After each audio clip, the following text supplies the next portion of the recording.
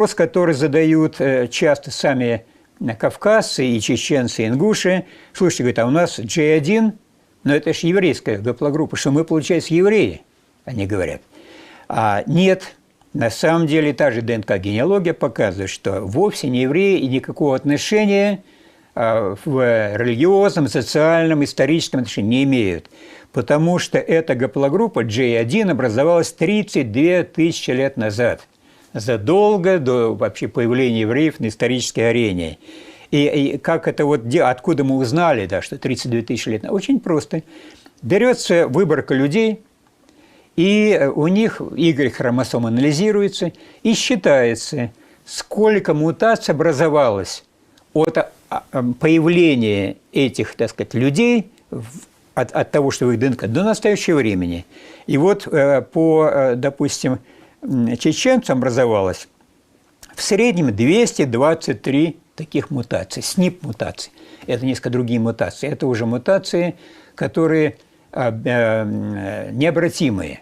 Это те, которые вошли в ДНК и больше не меняются. Если у гаплотипов мутации меняются взад-вперед, ошибается система, то там. И вот таких 223 СНП-мутаций, и в среднем посчитано уже 144 года в среднем на образование одной мутации. Умножаем 223 на 144 года, получается 32 тысячи лет.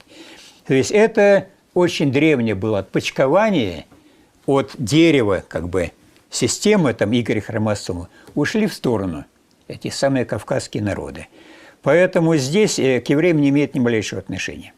Хотя есть горские евреи, которые, но это уже другой разговор, это не чеченцы, это не ингуши, это горские евреи, они действительно имеют прямое отношение к евреям, многие из них. Опять же, есть разнородность, есть вкрапления, но и причем они идут вглубь на 4000 лет назад, как раз во времена, условно говоря, Авраама. Хотя мы, опять же, не знаем, это общий предок евреев-арабов.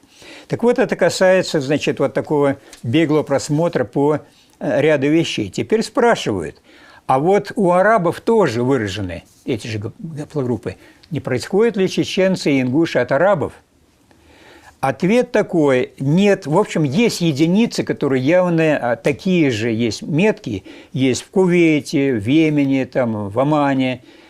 Кто-то приходил. Но на самом деле, если усреднить и брать вот средние показатели, то с арабами гигантское расстояние.